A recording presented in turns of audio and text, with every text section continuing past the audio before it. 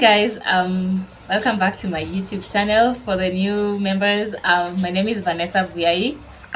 Just the name of the YouTube channel is my name. And for the oldies, thank you for always tuning back. And guys, both the new and the oldies, if you've not subscribed, kindly do subscribe. Road to 600 subscribers, and I will really do appreciate, guys. Yeah, really. So guys, today I want us to talk about the topic expectations and entitlement in relationships. And maybe somebody might be asking themselves, hey Vanessa, why this topic? Why now?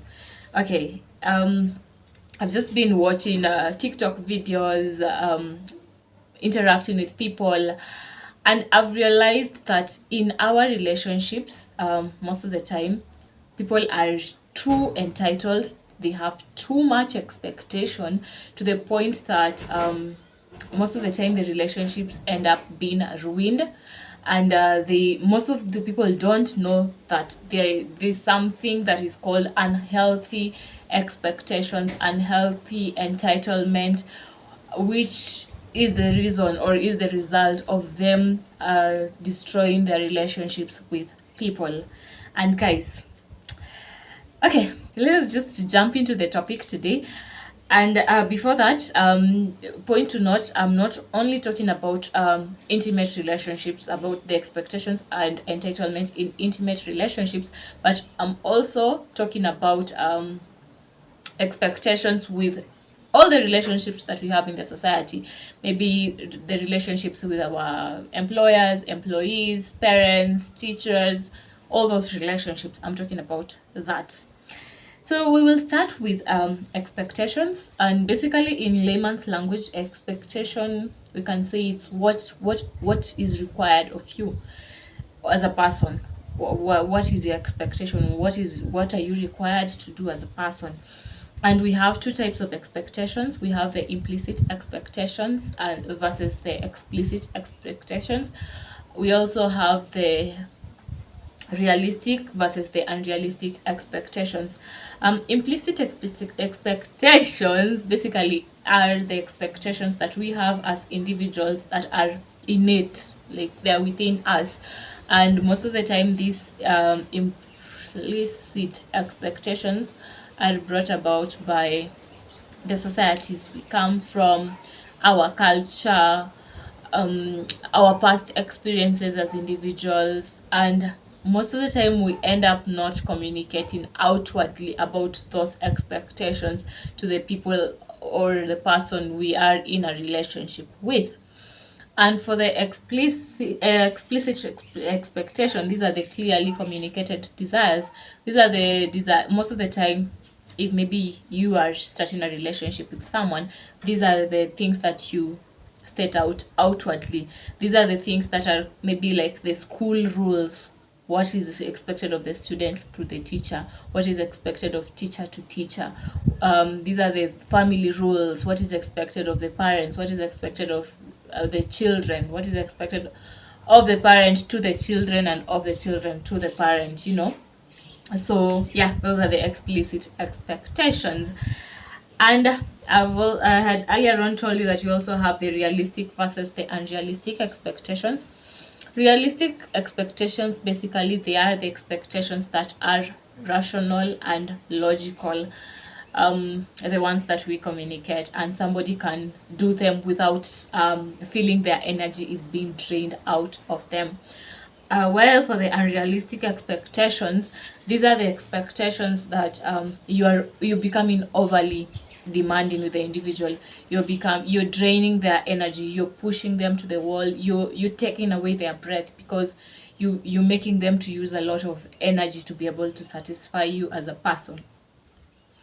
And point to note, guys, these unrealistic expectations, most of the time, they're the ones that turn out to be that can lead to entitlement, the negative entitlement, you know.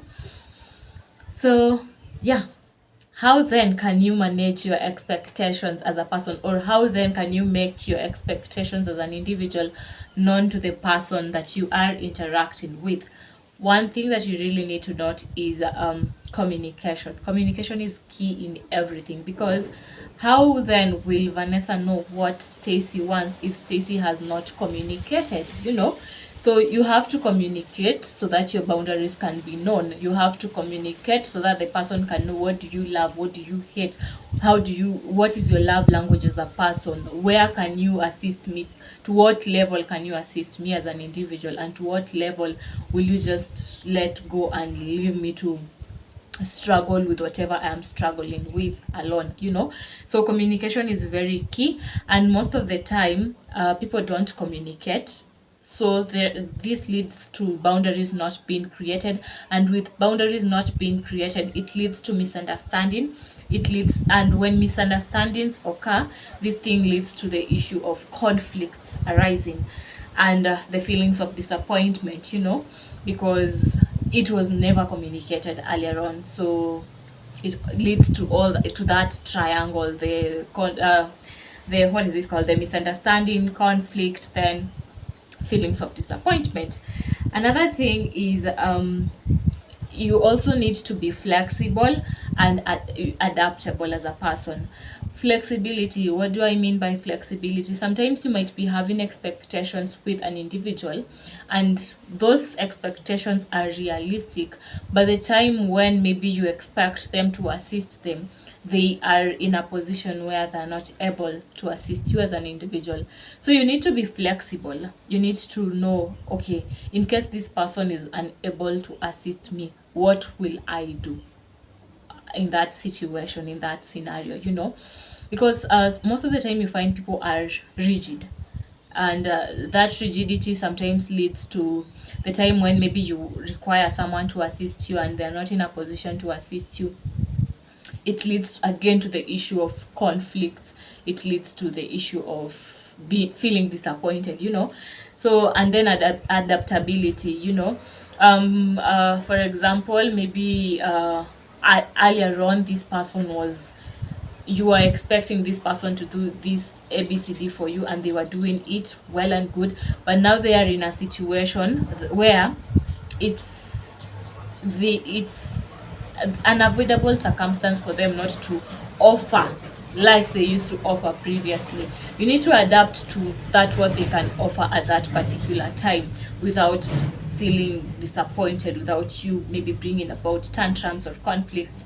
So yeah, those are the two things that I'll basically talk about when it comes to how to manage our expectations as individuals. After that, guys, I now want us to juggle into entitlement. And what is entitlement? I know maybe someone is asking themselves that. Entitlement, it refers to the beliefs that one is inherently deserving of certain privileges, treatment, and benefits without the necessity of reciprocating. Like, in each and every situation, you are the center of everything. Like, you want to be at the center of everything. People are doing it for you. You cannot assist people, but you want them to always be, as in everything is just about you, about you, about you.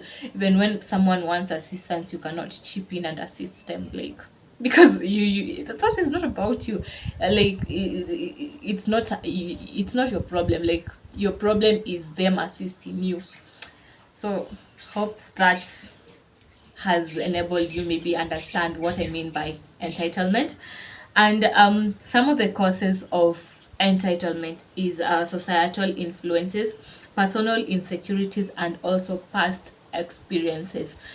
And when I talk about societal influences, for example, if I can give an example, most of the time in our society, you will hear maybe somebody saying, I'm raising these kids so that at old age they can assist me, you see.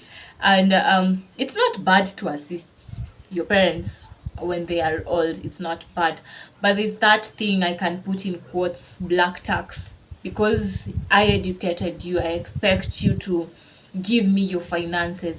Even when maybe your child has gotten married, you expect the resources to come back to you instead of him or she to continue taking care of his family or her family of procreation. So that is the issue that I'm talking about. Like, the society has put it that it's the child's responsibility to take care of the family at large. And that thing of entitlement has brought conflicts with maybe in-laws, or I don't know if they are the in-laws, because most of the time when maybe a daughter comes, your son or daughter gets married, you feel like the family resources are being taken elsewhere. You're forgetting that it's your child establishing their own family of procreation. Another thing is personal insecurities. You feel most of the time you might find this with friendships. The best friend thingy, you find that because I am your best friend, I feel jealous when you're interacting with other friends. I want to own you for myself, maybe because of the issues to do with maybe fear of loneliness, fear of maybe what if they take her away from me forever, basically such things. And then past experiences,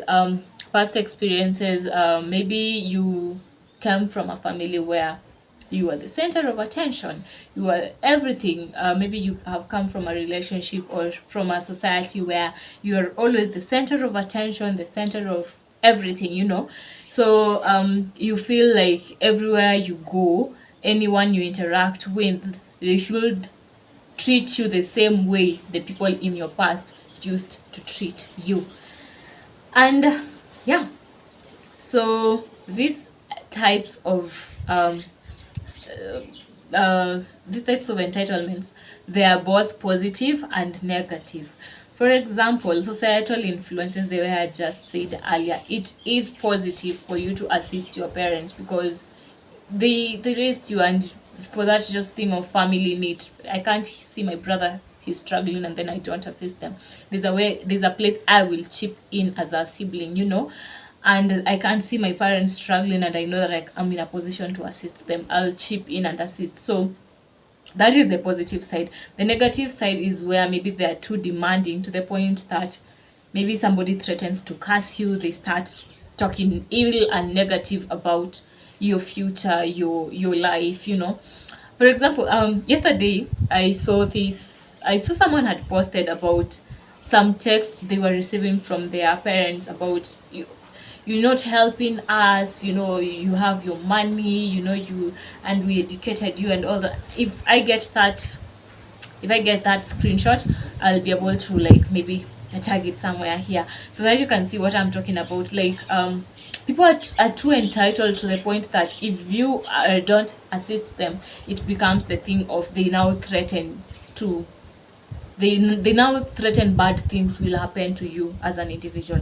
And then for personal insecurities, they can also most of the time personal insecurities, they are a negative vibe, like it's a negative thing. So you really need to work on your personal insecurities as a person.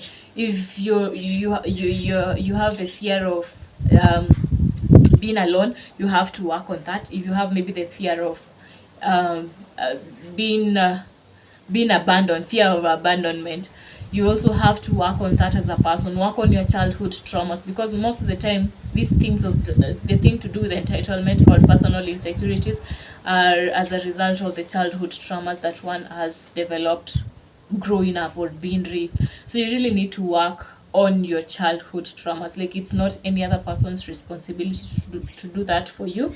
It's your own responsibility as a person. And then on the issue to do with entitlement, you also just have to work on a balance. As in, you will have to bring balance such that you have to communicate and for example communicate or the actions that you will be doing. For example, the cultivating gratitude, learn to say thank you, learn to appreciate the small effort that someone has done to you, learn to appreciate even if somebody has not assisted you to the end of where the need is required to be. Just appreciate that small effort that someone did to you, because it's not a must for them to assist you, but if they have showed up to assist you, just learn to appreciate that little effort. Another thing is have a shared responsibility. Even if I'm coming to assist you as an individual, I won't come to assist you 100%.